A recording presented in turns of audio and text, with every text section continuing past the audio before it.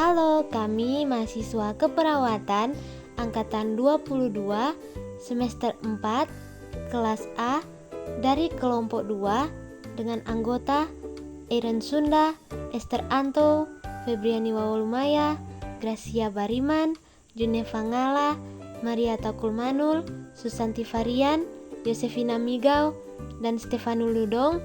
Saat ini kami akan mempresentasikan tentang diabetes mellitus. Pengertian diabetes mellitus adalah penyakit yang terjadi akibat gangguan pada pankreas yang tidak dapat menghasilkan insulin sesuai dengan kebutuhan tubuh dan ketidakmampuan dalam memecahkan insulin. Penyakit diabetes mellitus juga menjadi faktor komplikasi dari beberapa penyakit lainnya.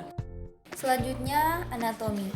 Anatomi dasar diabetes mellitus melibatkan gangguan pada organ dan sistem tertentu dalam tubuh manusia, terutama pada pankreas dan sistem pembuluh darah. Yang pertama yaitu pankreas, di mana pankreas memiliki dua fungsi utama terkait dengan diabetes mellitus. Yang pertama, pulau-pulau Langerhans di pankreas menghasilkan insulin. Insulin merupakan sebuah hormon yang mengatur kadar glukosa dalam darah. Pada diabetes tipe 1, sel-sel beta yang menghasilkan insulin dihancurkan oleh sistem kekebalan tubuh. Pada diabetes tipe 2, tubuh tidak dapat menggunakan insulin dengan efisien, atau pankreas tidak menghasilkan cukup insulin. Yang kedua yaitu sistem pembuluh darah, di mana diabetes dapat merusak pembuluh darah yang dapat menyebabkan komplikasi serius seperti neuropati, kerusakan saraf, retinopati, kerusakan mata, nefropati, kerusakan ginjal, dan penyakit kardiovaskular. Yang terakhir yaitu insulin. Insulin adalah hormon yang diproduksi oleh pulau-pulau Langerhans di pankreas. Hormon ini berfungsi dalam mengatur kadar glukosa dalam darah. Selanjutnya adalah klasifikasi dari diabetes mellitus. Yang pertama adalah DM tipe 1 atau Insulin Dependent Diabetes Mellitus atau IDDM, di mana DM tipe 1 ini terjadi karena kerusakan atau destruksi sel beta di pankreas. Kerusakan ini berakibat pada keadaan defisiensi insulin yang terjadi secara absolut. Penyebabnya antara lain autoimun dan idiopatik. Selanjutnya adalah DM tipe 2 atau Non-Insulin Dependent Diabetes mellitus atau NIDDM, di mana DM tipe ini merupakan bentuk diabetes yang paling umum terjadi. Penyebabnya bervariasi mulai dominan resistensi insulin disertai defisiensi insulin relatif sampai defek sekresi insulin disertai resistansi insulin. Penyebab resistansi insulin pada diabetes sebenarnya tidak begitu jelas, tetapi faktor yang banyak berperan yaitu kelainan genetik, usia, gaya hidup dan stres, pola makan yang salah, obesitas, serta infeksi. Kita masuk dalam etiologi atau penyebab. Penyebab diabetes mellitus tergantung insulin atau Insulin Dependent Diabetes Mellitus (IDDM), yaitu yang pertama faktor genetik penderita diabetes tidak mewarisi diabetes tipe 1 itu sendiri, tetapi mewarisi suatu predisposisi atau kecenderungan genetik ke arah terjadinya diabetes tipe 1. Kemudian yang kedua, faktor imunologi pada diabetes tipe 1 terdapat bukti adanya suatu respon autoimun. Yang ketiga, faktor lingkungan, faktor eksternal yang dapat memicu destruksi sel B pankreas. Sebagai contoh, hasil penyelidikan menyatakan bahwa virus atau toksin tertentu dapat memicu proses autoimun yang dapat menimbulkan destruksi sel pankreas. Kemudian etiologi DM tipe 2 yaitu karena adanya faktor herediter di mana terjadi karena non-insulin dependent diabetes mellitus (NIDDM). Ini terjadi karena virus dan kuman leukosit antigen tidak nampak memainkan peran terjadinya NIDDM. Selanjutnya patofisiologi. DM tipe 1, kelainan terletak pada sel beta yang bisa idiopatik atau imunologik. Pankreas tidak mampu mensintesis dan mensekresi insulin dalam kuantitas dan atau kualitas yang cukup, bahkan kadang-kadang tidak ada sekresi insulin sama sekali. Pada DM tipe 1, penderita hanya sedikit menghasilkan insulin atau bahkan sama sekali tidak menghasilkan insulin. Oleh karena itu, untuk bertahan hidup, penderita harus mendapat suntikan insulin setiap harinya. DM tipe 1 tanpa pengaturan harian pada kondisi darurat dapat terjadi. Selanjutnya DM tipe 2. Kelainan terletak pada jaringan perifer atau resistensi insulin dan kemudian disusul dengan disfungsi sel beta pankreas atau defek sekresi insulin.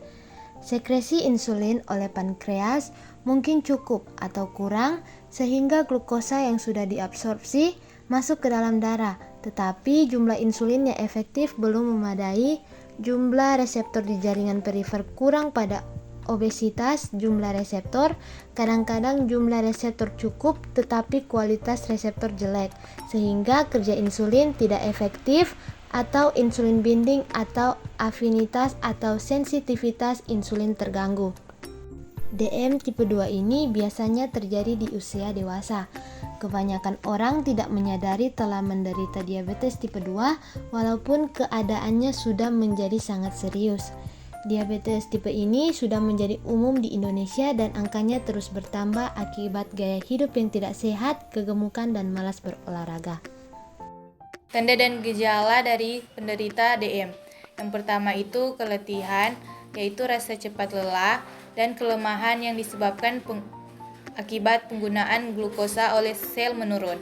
Yang kedua itu kulit kering, lesi, atau luka yang lambat sembuhnya dan rasa gatal pada kulit.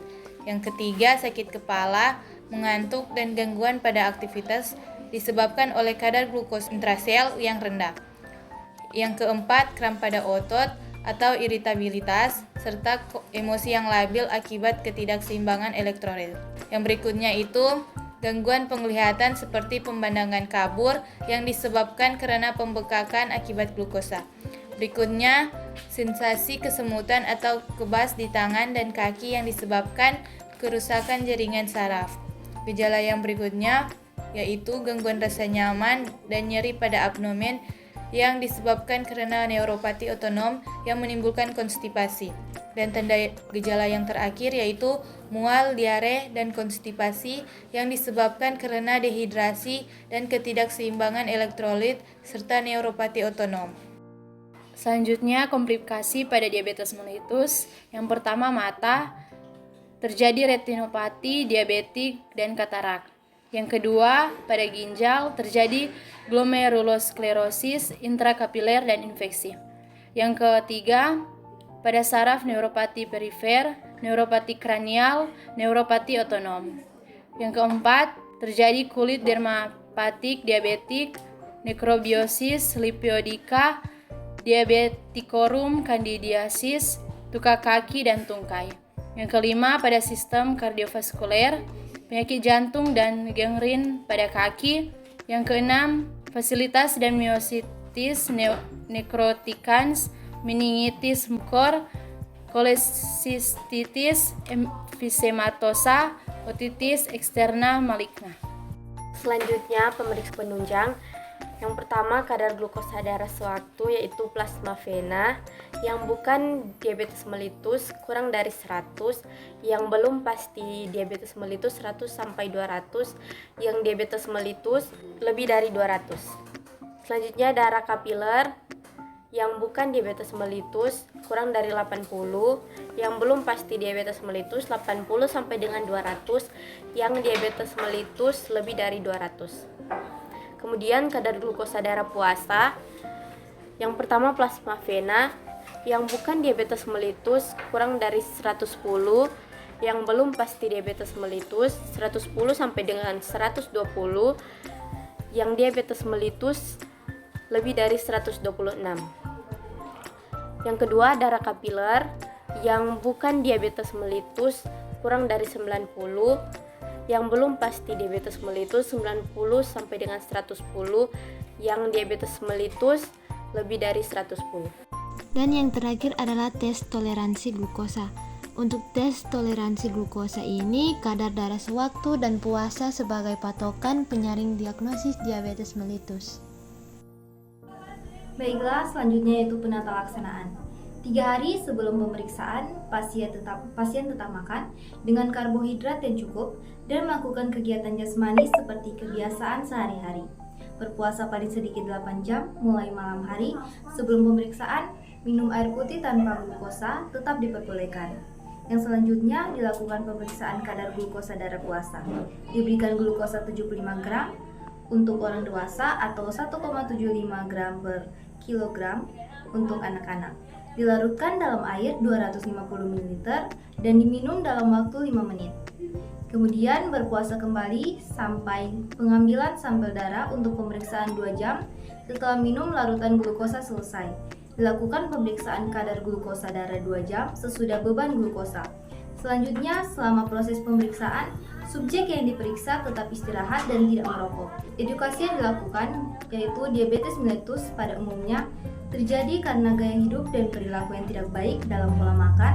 Karena itu perlu dilakukan edukasi agar terjadi perubahan cara hidup yang lebih baik dan secara efektif mendorong mereka dapat hidup sehat dan mempertahankan pola makan yang sehat. Berikutnya yaitu dengan melakukan terapi gizi, merupakan bagian dari penata laksanaan diabetes mellitus secara menyeluruh. Keberhasilan terapi gizi untuk memenuhi nutrisi melibatkan seluruh tim kesehatan, yaitu dokter, perawat, gizi, klien, dan juga keluarga. Selanjutnya yaitu latihan jasmani. Kegiatan latihan jasmani secara teratur 3-4 kali dalam seminggu selama kurang lebih 30 menit dengan jeda antara latihan fisik lebih dari 2 hari berturut-turut. Kegiatan ini dapat memberikan manfaat, menjaga kebugaran tubuh dan dapat memberikan sensitivitas insulin sehingga dapat mengontrol kadar glukosa darah. Latihan fisik yang dianjurkan berupa latihan fisik seperti jalan cepat, bersepeda santai, jogging, dan juga berenang. Selanjutnya intervensi medis. Yang pertama yaitu obat metformin, di mana cara kerja utama obat ini yaitu untuk menurunkan produksi glukosa hati dan meningkatkan sensitivitas terhadap insulin. Yang kedua, thiazolidinedione, di mana cara kerja utama obat ini yaitu untuk meningkatkan sensitivitas terhadap insulin juga. Kemudian yang ketiga, sulfonylurea, yang cara kerjanya yaitu meningkatkan sekresi insulin. Dan glinide yang sama cara kerjanya yaitu untuk meningkatkan sekresi pada insulin. Berikutnya yaitu penghambat alfa glukosidase, di mana cara kerjanya untuk menghambat absorpsi untuk glukosa. Yang selanjutnya yaitu penghambat DPP-4, meningkatkan sekresi insulin dan menghambat sekresi glukagon. Yang terakhir yaitu penghambat SGLT2, yaitu untuk menghambat reabsorpsi glukosa di tubulus distal. Demikianlah hasil pemaparan materi dari kelompok kami tentang penyakit diabetes mellitus. Jika ada pertanyaan, bisa tulis di kolom komentar. Jangan lupa untuk like, subscribe, dan share. Terima kasih.